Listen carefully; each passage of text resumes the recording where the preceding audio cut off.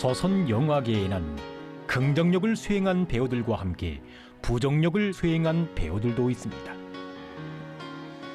부정역 수행을 한 배우들 가운데는 계급적 원수들에 대한 연기 형상을 인상 깊게 해서 사람들의 기억 속에 남은 배우들도 있습니다.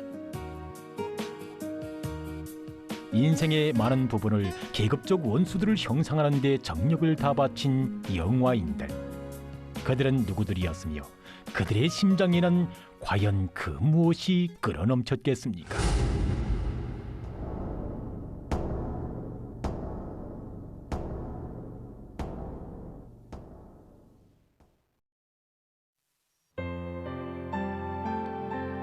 해방 후 우리나라에서 처음으로 창작 방영된 예술영화 내 고향. 당시 이 영화의 연출을 맡아 있던 사람은 공훈 배우 강홍식 동지입니다. 봄배 추는 찬이슬 허기만 기다리고 부엌에 있는 처녀는 총각이 허기를 기다린다. 어랑어랑 어야 흐름. 그런데 뭘 그렇게 생각하고 있었어? 사람 오는 줄도 모르고. 가난뱅이 생각이 별거 있나? 또 살림살이 걱정이야? 걱정만 하면 뭐래?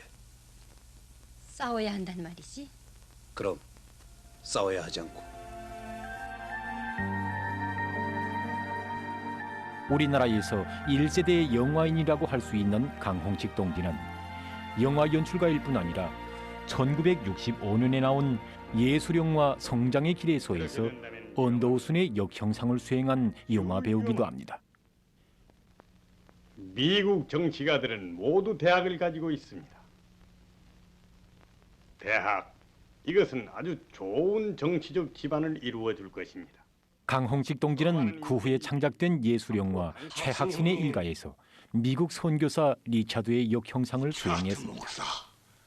형님, 리차드 목사야말로 털끌만한 야심도 없이 우리 조선 사람을 진정으로 동경하신 분이시다. 이름까지도 이창도라고 조선식으로 지어서 불렀댔지. 자기는 미국보다 조선이 더 정이 든다고 하면서 여기서 15년간이나 고생을 하다가 외놈들 때문에 할 수 없이 본국으로 돌아갔었지. 당신이 그와 같은 신념은 무엇에서부터 생겨났습니까? 그것이 싹트고 자라기는 내 가슴속입니다. 그러나 그 씨를 직접 심어주신 분은 바로 여기 앉아 계신 이 리차드 목사입니다.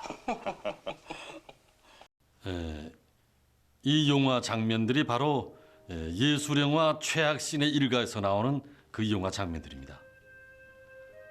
정말 이렇게 오래간만에 이 영화 장면들을 보니까 저로서도 정말 감회가 새롭습니다. 이제는 이 영화가 창작돼서 나온 지도 50여 년 세월이 흘렀습니다. 바로 이 영화의 소재는 위대한 수령님께서 멈춰 주신 것입니다. 위대한 수령님께서는 언제인가 영화 창작 일꾼들에게 이런 이야기를 들려주셨습니다. 지난 조국 해방 전쟁 시기 그 평안남도 대동군에 바로 이 영화의 이 최학신과 같은 이런 목사가 실제 살고 있었다고 합니다. 그는 그 미제에 대한 이 환상에 꽉 사로잡혀서 전략적인 일시적 후퇴 시기 자기 딸을 데리고 미국 깃발을 들고 환영하러 나가기까지 했다고 합니다. 그런데 이 미국 놈들이 마을에 들어서자마자 이제 마을의 집짐승들을 마구 잡아먹고 재물들을 닥치는 대로 약탈하고 또 나중에는 자기의 사랑하는 딸을 능욕하고 죽여버렸는데 그때부터 이 목사의 숙미 감정은 반미 감정으로 뒤바뀌었다고 합니다. 미제를 하느님으로 숭상했다가 온 가족이 몰살당하는 목사 일가의 비극적 운명. 그것은 단순히 영화적 형상으로만 받아들일 수 없는 것이었습니다. 계급적 원수를 환상적으로 대하는 바로 그 순간부터 자멸의 시초가 열리고 궁극에는 아예 멸망한다는 철의 진리가 사무치게 울리는 영화는 계급교양의 산교과서라고도 할 수 있었습니다. 겉으로는 자선과 박애, 인도주의를 표방하지만 속으로는 매우 음흉하고 교활한 양면적인 리차드의 역형상은 사람들에게 참으로 깊은 인상을 남겼습니다. 그래, 어떤 기도를 드립니까? 우리나라가 잘 되고 땅도 도로 떼우지 않게 해달라고요. 나라? 어떤 게 나라입니까? 글쎄요. 아마 우리에게 땅도 주고 서도 집도 주고 또 아이들 공부랑 다 시켜주는 게 나라겠죠. 그 나라 지금 있습니까? 나라도 어디 없어지나요?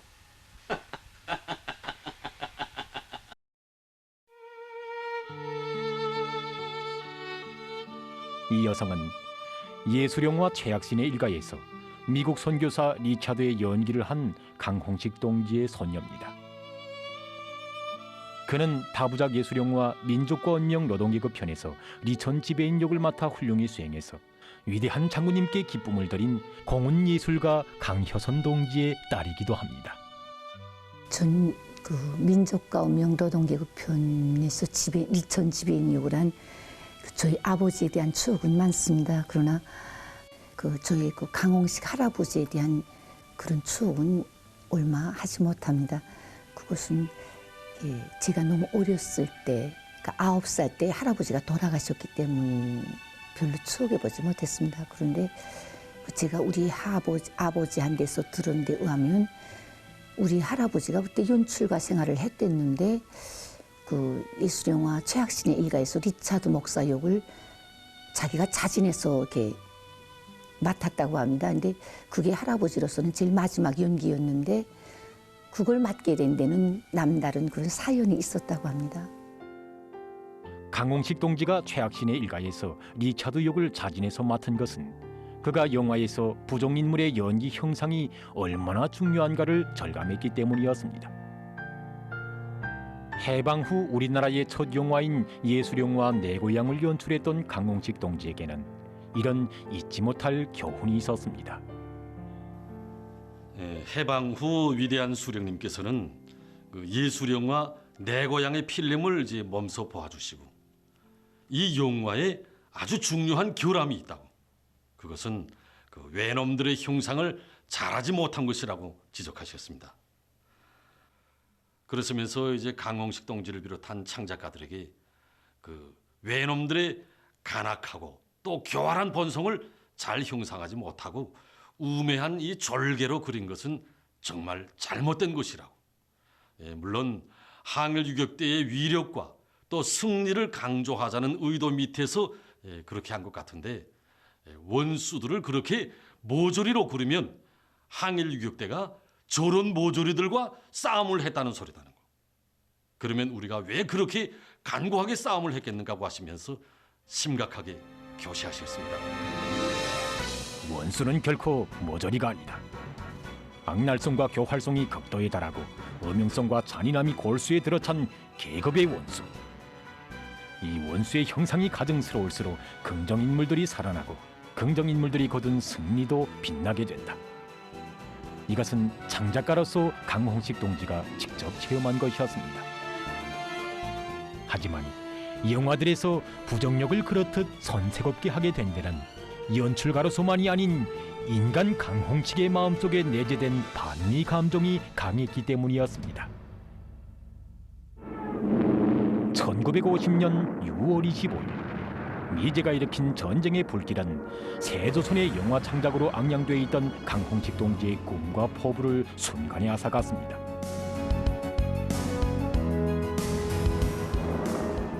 야만적인 원수들이 맹폭격해 그가 살던 집과 촬영소의 창작실들은 불바다로 화했습니다. 저희 할아버지는 전쟁이 일어나자마자 그 15영화 제작을 책임지고 서울에 나갔댔다고 합니다. 그러다가 전략적인 일시적 후퇴 시기에 다시 평양으로 들어왔는데 그때 거기서 자기하고 함께 예술 활동도 하고 정말 어린 친구였던 그 막역지휘였던 황철 동지가 화선 공연 도중에 놈들의 폭격에 한 팔을 잃었다는 그런 가슴 아픈 소식을 전해 듣게 됐습니다. 황철 동지라고 하면 미국 놈들에게 한 팔을 잃고도 영국 리순신 장군의 주인공으로 출연했고 또 여러 연극들에서 주역들을 훌륭히 수행한 우리나라의 첫 인민배우가 아닙니까? 그때 그 소식을 전해 듣고 할아버지는 황철이가 한 팔을 잃었구나. 이야, 너무나도 절통해서 정말 잠을 이루지 못했다고 합니다. 그렇게도 예술을 사랑하던 황철이 내가 한 팔을 잃다니. 새 나라의 예술인이 됐다고 행복감에 젖어 있던 유현과 정순모, 그대들의 심장이 못다. 막역지우들을 잃은 강홍식 동지의 마음은 찢기는 듯 아팠습니다.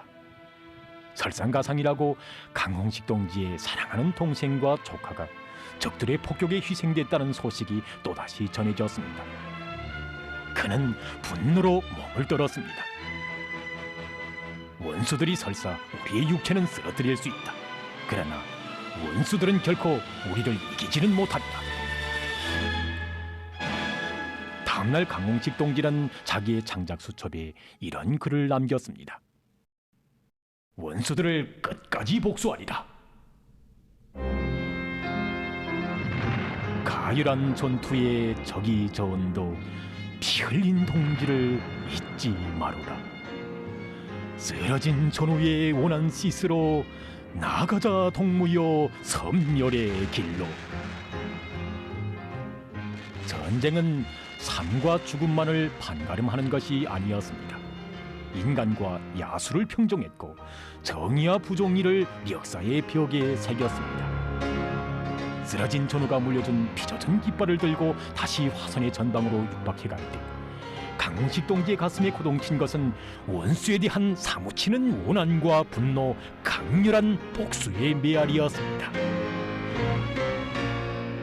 전쟁이 끝난 후에도 강홍식 동지의 창작적 열정은 원수에 대한 증오로 항상 달아올랐습니다. 그는 모든 연기 수행이 다 그러하지만 부정력 수행에서 진실치 못한 것을 완강히 배격했습니다. 가장 진실한 연기만이 인민의 마음에 복수의 분화구를 터치는 도화선이 될 수 있다는 것이 그의 지론이었습니다. 청년의 신변을 보호해 주십시오. 그렇습니다, 형님. 형님과의 우정으로 보나 또는 하나님의 뜻으로 보나 어떻게 모른다고 하겠습니까? 제학신의 집을 은밀히 감시하시오. 만약에 공산군을 투항시킬 수 있다면 우리에게는 더 큰 이익이 될 것이오. 당신들 정보 장교들이 탐지해낸 것으로 하시오. 네, 즉시 감시는 조직하겠습니다. 용서해 주십시오, 카카. 사건만 무사히 수습된다면 나도 더 개의하려고 하질 않소. 시체는 어떻게 했소? 오늘 밤 바다에다 쳐넣으시오. 강홍식 동지는 배우들에게 늘 이야기하곤 했습니다. 인간은 원수를 망각한 순간부터 자신의 운명에 시련의 겨울이 닥쳐온다는 것을 알아야 한다. 조국은 병사에게만 열적의 총탄을 안겨주지 않았다. 원수에 대한 증오로 만장약된 한 편 한 편의 영화들이 우리 영화인들에겐 곧 보복의 총탄이다. 위대한 장군님께서는 1998년 2월 다부작 예술영화 민족과 운명 노동계급 편에 출연했던 우리 배우들을 몸소 만나주셨습니다. 그날 리천 지배인 역을 수행했던 강여선 동지를 알아보신 위대한 장군님께서는 그가 강홍식 동지의 아들이라는 것을 아시고, 강홍식은 예술영화 최악신의 일가에서 미국 선교사 리차드 역을 수행했다고. 아버지도 이름 있는 배우였지만 아들도 훌륭한 배우가 되었다고 정말 뜨겁게 교시하셨습니다.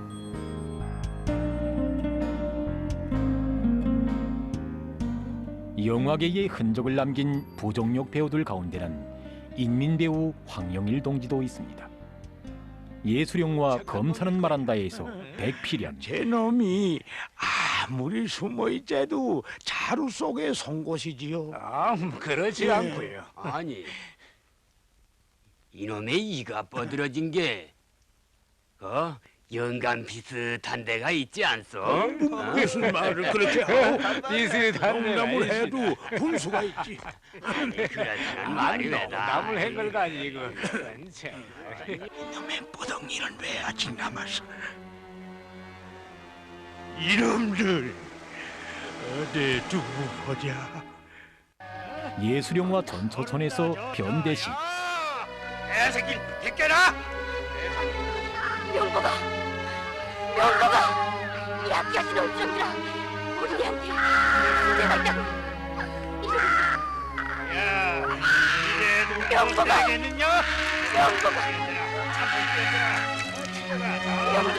난 모른다. 현대 신호가 예수령과 첫 보안 소원들에서 최만수. 우리 인민들이 언제 한 번 소고기를 먹어봤으며 마음 놓고 소주 한 잔 마셔봤습니까? 지금 해방이 좋다고 사기 충천한 인민들인데 덮어놓고 밀막으면 얼마나 섭섭해 하겠습니까? 그러니 법으로 공부하는 것은 조금 미루자는 생각입니다. 아무렴 소와 종곡을 다 해야 먹겠습니까? 자다가도 소스라칠 만큼 적의감을 불러일으키는 이 하나하나의 이름들은 황영일 동지가 영화에서 수행한 부정역 이름들입니다. 그러나 그 모든 역들 가운데서 인민들의 뇌리에 깊이 새겨진 형상은 예수령과 안중근 이등방문을 쏟아해서 이등방문입니다. 좋아. 자네 내가 우리 오기에 앞서 조선의 애교권을 일본에게 의탁하자는 청원서를 100만 회원의 이름으로 낸 건 잘했어. 세상을 향해서는 300만이라고 해도 반대 없어. 그때 그 이등 방문을 형상할 때 대한 과업을 받은 황영일 동지는 정말 고민이 컸다고 합니다. 그것은 그 이등 방문은 실제한 인물로서 이 배우가 연기 형상에서 사소하게나마 허점이 반려된다면은 그것은 정말 그 만회할 수 없는 이런 실수로 이어질 수 있었기 때문이었습니다. 우리 인민들에게 또 우리 조선의 천추의 한을 남긴 이등 방문. 바로 이 역을 제대로 하지 못한다면 나는 배우로서가 아니라 이 땅의 후손으로서 역사 앞에 시대 앞에 죄를 짓는 것으로 된다. 이런 정신적 본내로 해서 황영일 동지의 마음은 몹시 무거웠습니다.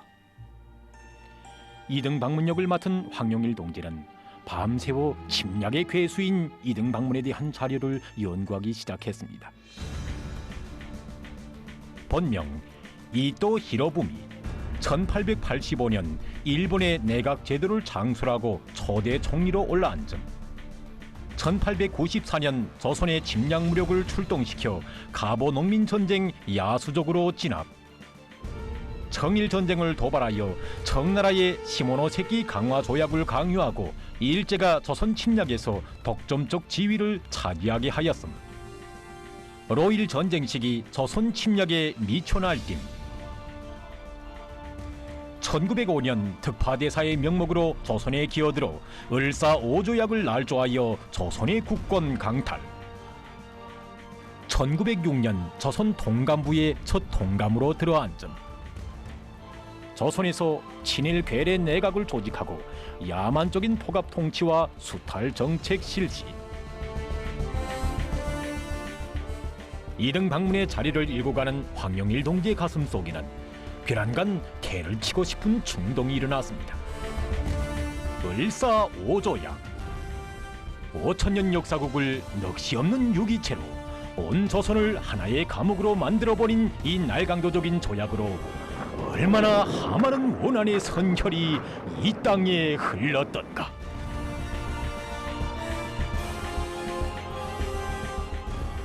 바로 이 비운의 역사를 빚어낸 장본인이 이등방문이 아닌가. 이등방문, 네 놈과 맞설 때가 왔구나. 황영일 동지는 한나라 한민족을 눈썹 한 올이 까딱하지 않고 통째로 집어삼키자고 발광한 이등 방문의 파렴치하고 뻔뻔스러운 그리고 잔인한 강도적인 성격이 영화에서 진실하게 나오게 하기 위해 무진애를 썼습니다. 그는 한 장면의 연기 수행을 위해 무려 수십 페이지에 달하는 연기안을 작성하기도 했습니다. 모든 형상안이 완성되자 배우는 맹훈련에 들어갔습니다. 우리 일본이 무엇 때문에 일청일로 두 전쟁을 하면서 수십만의 생명과 수억만 원의 돈을 썼는지 모르오? 그래, 조선 땅에서 또다시 대포 소리가 울려야 정신이 들겠소? 내가 그를 대표해서 의부 대신이 조인을 하십시오. 영광을 축하합니다. 그때 저희들은 짬만 있으면 황영일 동지가 거울 앞에 마주 앉아 여러 가지 표정으로 바꾸며 맡은 역임무를 독특하게 형성하기 위해서 핏하게 노력하는 것을 자주 목격을 했습니다. 그래서 저희들이 황영일 동지에게 황영일 동지, 이전 맡은 연기 영상이 완성된 것 같은데 너무 무리하지 않습니까? 하고 만류하면 황영일 동지는 이등방문 형상이 단순히 배우로서 연기 과정이 아니라 조선이 배우로서 후손으로서 이 역을 통해서 일제에 대한 조선인민이 피맺힌 원한을 풀겠다는 그런 심정으로 해야 한다고 이야기했습니다.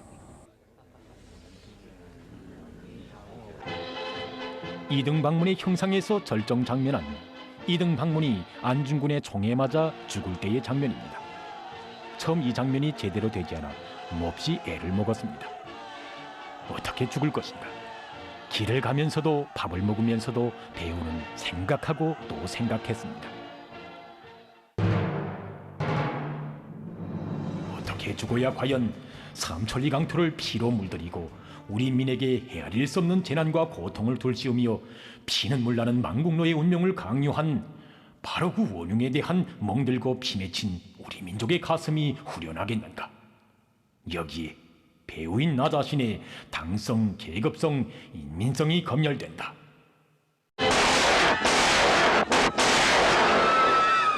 불의의 날아든 총알에 직통으로 맞는 순간 그냥 뻗어지는 것이 아니라 독사처럼 순간적으로 몸을 웅크리고 한쪽 눈만 지르 감은 채 푹 꼬꾸라지는 이등방문. 조선을 먹으려던 야망을 다 이루지 못하고 가는 아쉬움과 억울함, 그러면서도 죽는 순간까지 침략자의 야수성을 버리지 못하는 이등방문의 표정 연기는 참으로 성공적이었습니다. 하기에 위대한 장군님께서는 오랜 세월이 흘러간 후에도 이등방문을 비롯한 부정인물 연기를 훌륭히 수행한 황영일 동지를 잊지 않으시고 그를 뜨겁게 추억해 주셨습니다. 2010년 4월 26일 경의국 산울림을 보아주신 위대한 장군님께서는 독실력을 맡아 한 동무가 그전에 조선 이팔예술영화 촬영소 배우였던 황영일 동무의 선녀라는데 연기를 아주 생동하게 잘한다고 하시면서 저희 자그마한 연기 성과를 높이 평가해 주셨습니다. 그때 저는 저희 할아버지에게 돌려주신 위대한 장군님의 사랑과 은정이 가슴 깊이 되새겨져 울고 또 울었습니다. 배우는 갔어도 영화와 함께 고동치던 배우의 혁명정신, 계급의 의지는 그의 자손들과 인민들의 가슴 속에 퇴색되지 않는 화폭으로 빛나고 있습니다. 사람들은 아마 그 예술영화 흥부전을 기억하실 겁니다. 저도 어렸을 때 이 영화를 많이 봤는데 정말 그 영화에서 그 동생인 흥분의 집에 와서 이제 방바닥이 미끄럽다고 이제 찢어놓고 또 그리고 이제 성성한 그 제비의 다리를 제 손으로는 이제 꺾어놓고는 이제 실로 이제 대충 이제 비끄러매 놓고는 이제 제비야 제비야 이제 박씨를 물어다 나와 하면서 이제 노죽을 털던 이 심술을 사나운 그 넓부 역을 한 그 배우의 그 얼굴이 지금도 기억에 생생합니다. 아유, 가엾어라. 천하에 없을 놈도 다 있지.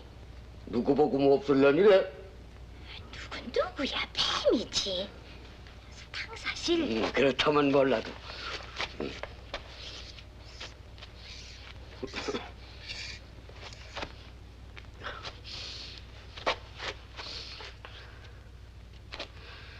제비야, 더도 말고 박씨를 10개만 물어오너라. 동생 흥보 오랜만에 문안드립니다. 흥보란 어떤 죄아들 놈이냐? 하나밖에 없는 동생을 못 알아보십니까? 동생이란 무슨 말라 죽은 뱀이야? 시아주머니 신발을 좀 벗으시지요.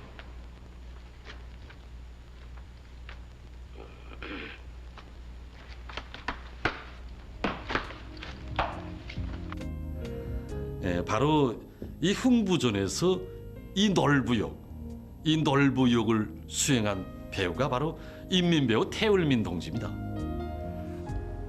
저희 아버지는 그 해방 후에 우리나라에서 처음으로 만든 그 예술 영화 내 고향에서 그 지주 최경천 역을 맡아 수행했습니다.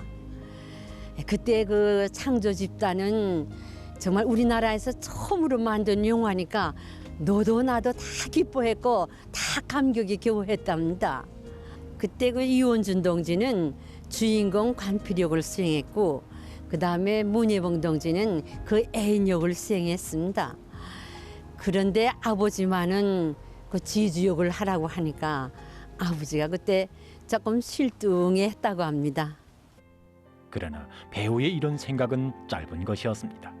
혁명적인 배우는 일제의 순사나 지주 자본가 노릇을 해본 일이 없고 또 그런 인간이 되어볼 수도 없다. 하지만 혁명에 필요하다면 그런 원수들을 형상해야 하며 또 얼마든지 할 수 있다. 혁명에 필요하다면 이런 각오를 안고 배우는 지주 연기에 달라붙었습니다. 그런데 아무리 노력해도 좀처럼 지주의 형상이 나오지 않았습니다. 그때 예술영화 내 고향의 그 촬영 집단에는 그 해방 전에 그 20여 년을 지주집 모습으로 살아왔다는 이런 한 노년의 편집본이 있었습니다. 이제 하루는 그가 이제 태울민 동지를 찾아와서 이렇게 얘기했습니다. 자넨 지주역 하기는 콧집이 글러서 지주가 얼마나 악독한지 알아. 그런데 자네가 연기하는 걸 가만히 보니까 그 악독한 지주의 본색이 나오지 않는단 말이오. 이렇게 얘기하면서 그는 그 태울민 동지에게 그 자기의 지나간 과거에 대해서 들려주었다고 합니다. 당시 편지본의 마을에는 엄시성을 가진 지주놈이 살았습니다. 그남은 지주집 아이 보기로 들어갔던 편지본의 여동생이 아이를 자꾸 울린다는 이유로 사정없이 때려 나중에는 그 어혈로 숨지게 만들었습니다. 한창 엄마의 품에 안겨 재롱을 부릴 6살의 나어린 소녀. 생때같이 자식을 잃은 편지본의 아버지는 그날 밤 지주집에 불을 지르고 고향을 떠났습니다. 그때 태울민 동지에게는 지주놈에게 문매를 맞고 죽은 그 어린 소녀와 같은 딸이 있었습니다. 착취계급의 천대와 멸시를 숙명으로 안고 살면 사랑하는 딸에마저 비참히 이룰 수 있다고 생각하니 몸소리가 쳐졌습니다. 거기다가 기본은 자라나는 새 세대들이 지주 자본가에 대해서 잘 모르고 있는 것이었습니다. 새 세대들은 지주를 잘 모르고 있는데 대신 지주는 빼앗긴 옛 제도와 자기들의 땅을 똑똑히 기억하고 꿈속에서조차 이빨을 갈고 있지 않는가. 이것은 배우로 하여금 지주 연기에 더욱 정력을 쏟게 했습니다. 살아나갈 줄 아니? 에? 아니 저놈이 저거 누가 저 총을 빼앗아요?